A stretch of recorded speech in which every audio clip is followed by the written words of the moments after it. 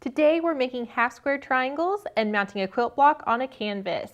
It's part of the How to Quilt series and you can get the pattern down in the description. Let's get started. We're going to be making two 2.5-inch square triangles at once. To do this, we're going to start with a 3-inch square and we're going to mark it in half on the diagonal,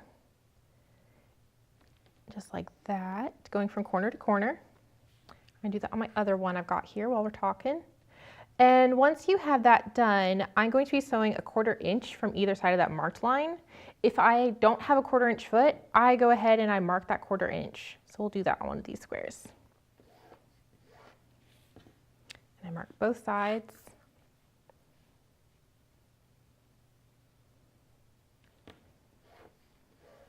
All right, let's get to sewing. I have my 1/4 inch foot lined up at that halfway mark I marked earlier.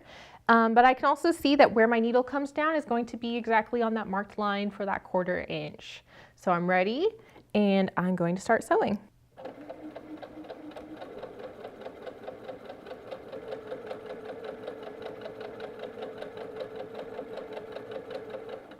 Once I finish one side, I'm just going to lift my foot, turn it around, and do the exact same thing on the other side.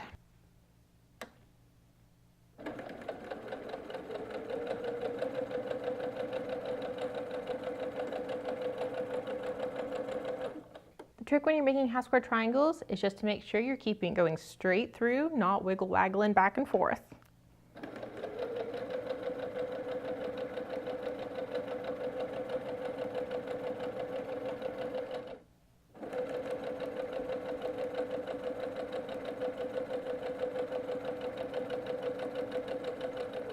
Once you have the half square triangles sewn together, we're going to cut apart on that center marked line. You can do this with a rotary cutter or with scissors.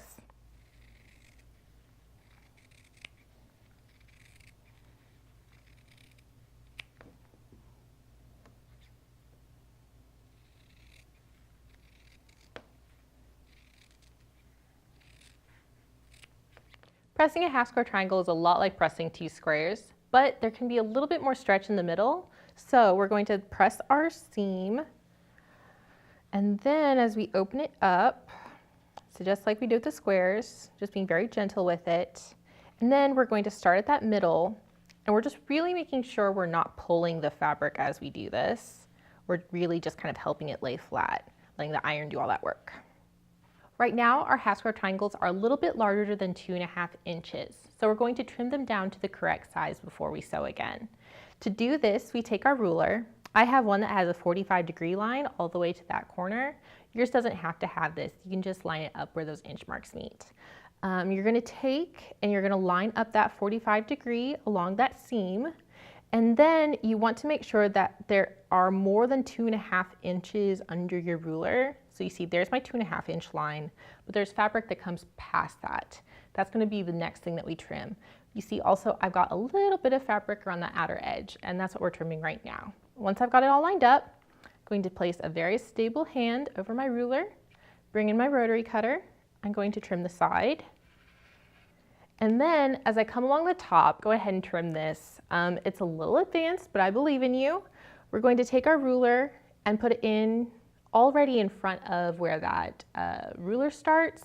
We're not doing it at the tip. We might nick our blade and it'd be really sad. So we're gonna place it right there. We're gonna roll it back and then roll it forward. And now we've trimmed 2 sides of that half square triangle. We can rotate the half square triangle now. We're gonna trim the other 2 sides. So we're lining up just like last time, except now we can line it up right to that 2.5 inch square line. And once I've got it all lined up just like I want, stable hand, trim the side, trim the top by going back and forward. And there we go, we've trimmed our half square triangle. We're ready to put together a quilt block full of half square triangles. We have 6 rows of 6, which makes 36 half square triangles. And I have mine on this Prop-It tool. It's a really great little mini design wall, but you can do this just on your cutting board or wherever you've got a little bit of space. But I like to test out with this and see kind of what shapes, what directions I want these half square triangles to go. This creates a very serene look. But we can get really random with it. We can create different shapes with it. And we can just come up with these really cool looks based on how we turn our half square triangles. And that's just really fun to play with the layout on this because it's going to be some art to hang on our wall. So we want it to feel really beautiful and lovely. I can sew pairs of half square triangles together just like I sew squares. I've laid them right sides together and I've got them under my machine and I'm ready to start sewing a 1/4 inch seam.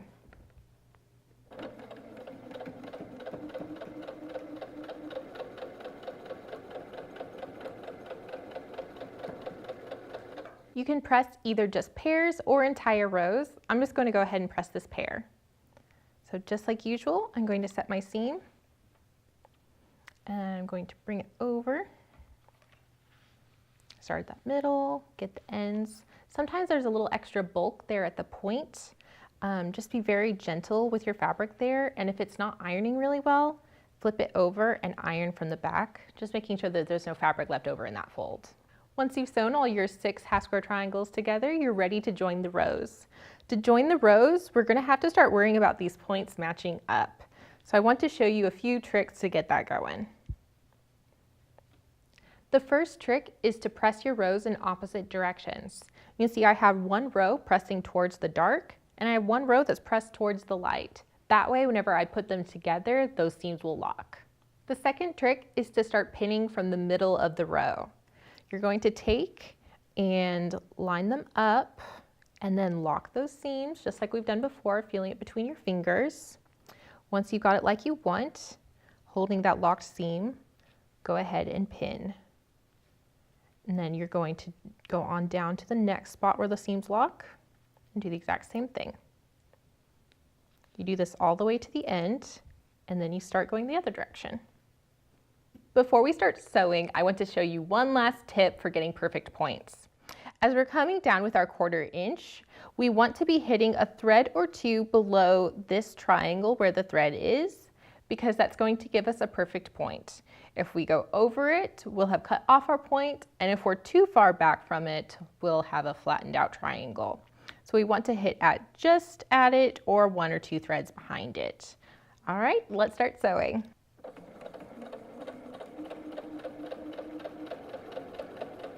Approaching that first seam and my pin, so I'm going to pull my pin out.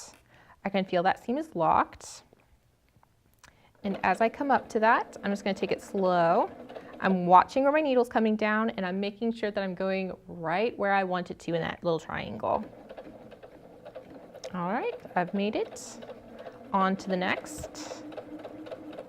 Taking my pin out, making sure that seam is still locked. Right through that triangle, just like I wanted. Taking the pin out. Right through that triangle. I'm feeling as it's sewing that my seam's still locked. Taking out that pin.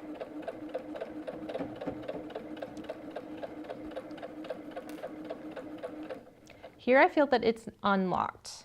So I'm going to pull this bottom fabric a little. Yep. There we go, that feels better.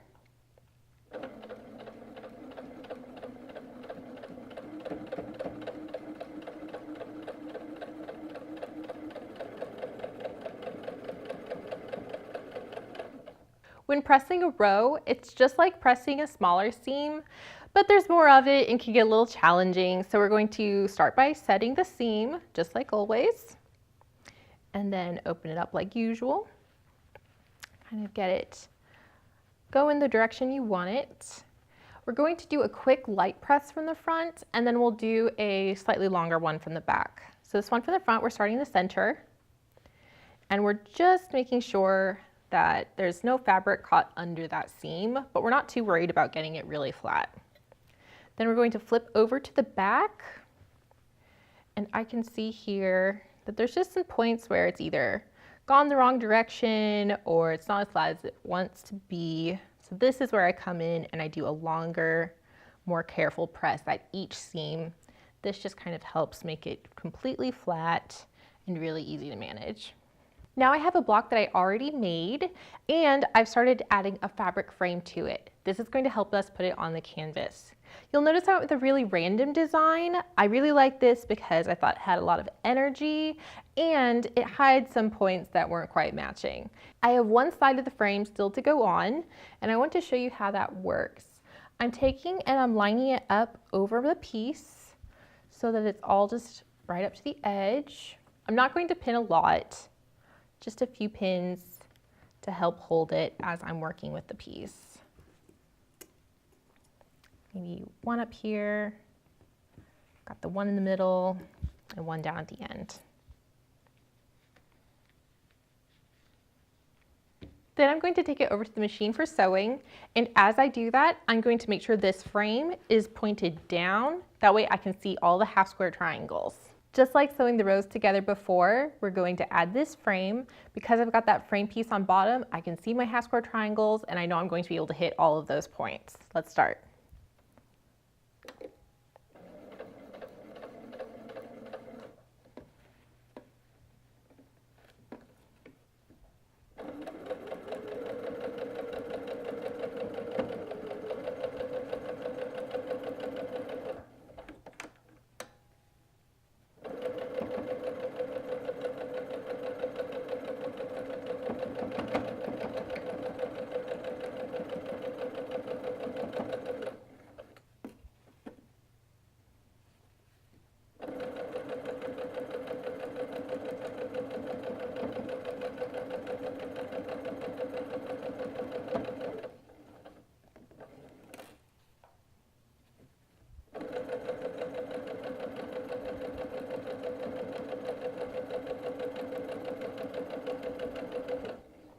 We're going to press this towards the frame and begin by setting the seam just like usual.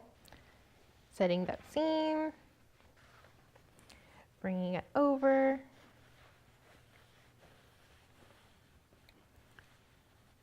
Once that frame's sewn on, I'm just going to trim it even to the edge. We could do this with a rotary cutter, but I'm just going to use a pair of scissors.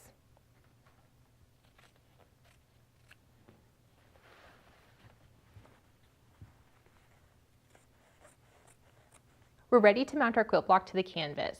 I just went and picked up a cheap little canvas, and it's the exact size of my block. I'm centering it, and I can see I've got my 1/4 inch seam allowance all the way around, which lets me know it's perfectly centered.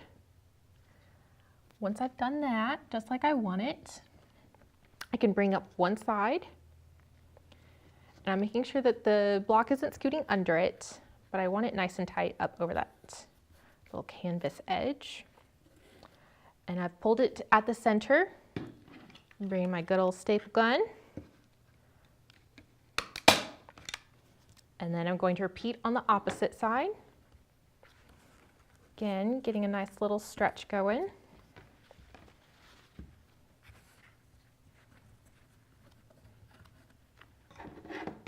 And staple. We're going to do the same on the other sides.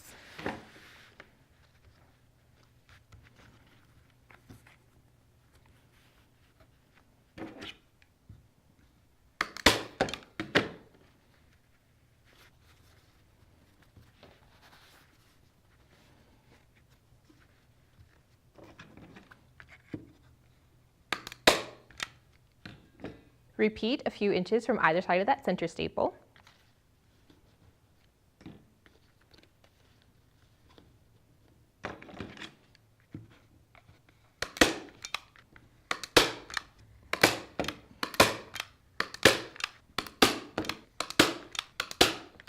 At the corners, you're going to pinch them together, kind of creates a V. Go ahead and trim a bit of that excess. And we're going to take and pull over just like we did the last ones. We're going to staple that. And then we're going to take and kind of work that V so it creates a little fake miter. So I've got that 45-degree line. I'm going to staple that. And then, pulling it nice and tight, this will fold up right over, and I can staple that. Repeat on all 4 corners and you'll have completed your quilt block canvas. I hope you've had fun making this project. If you want to learn more about how to quilt, look in the description. If you have questions or want to show us what you've made, be sure to join our Facebook group. It's called How to Quilt AQS. And as always, thanks for watching.